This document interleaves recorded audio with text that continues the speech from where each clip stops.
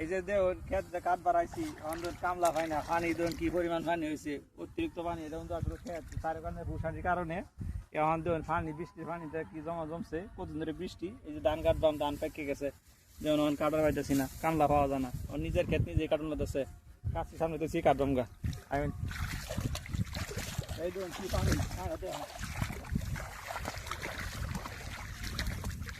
এই যে আনারা কি সিলন কিনা জানি না এটা কিন্তু বাউ এটা তো মুড়ি তোলা হয় এখানে দুটা মুড়ি তুলি তুললে আমরা হাইকিরা মুড়ি তুলন লাগে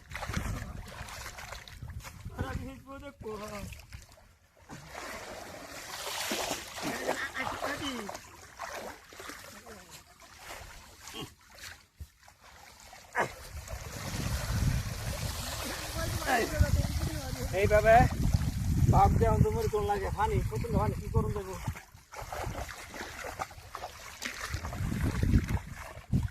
মনের সুখে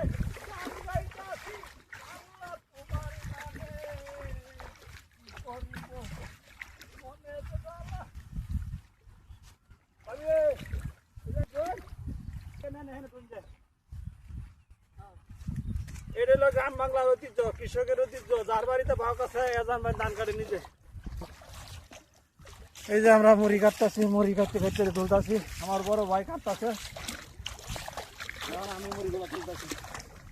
নিজের কাম করতে হবে কামলা না পাইলে কি বলবো দানা না লোকটি ফেলায় তো তোরা